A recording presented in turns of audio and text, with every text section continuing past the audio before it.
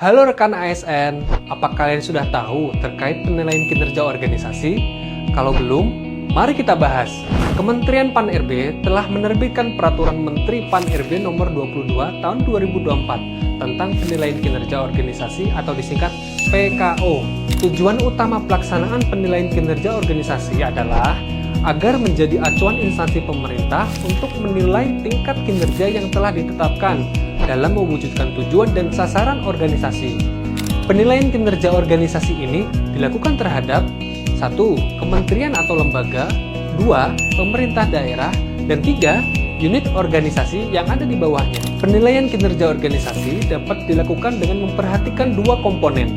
Yang pertama, yaitu melihat capaian kinerja atas perjanjian kinerja atau PK yang tertuang di dalam laporan kinerja.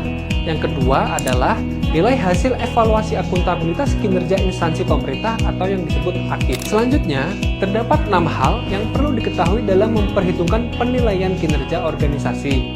Di antaranya, yang pertama, normalisasi capaian PK. Jika capaian kinerja setiap indikator lebih dari 110%, maka akan dinormalisasi menjadi 110%.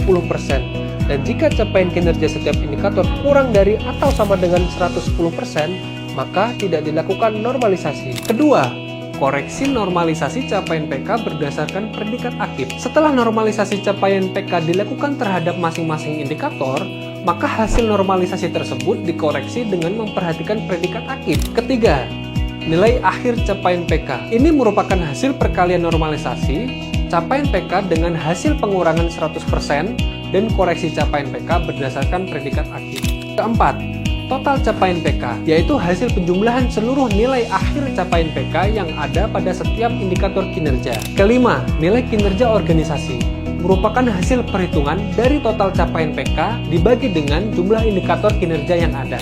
Lalu yang keenam, predikat PKO. Setelah dilakukan seluruh proses penilaian, maka akan muncul hasil nilai kinerja organisasi yang dikelompokkan menjadi 5 predikat, yaitu sebagai berikut.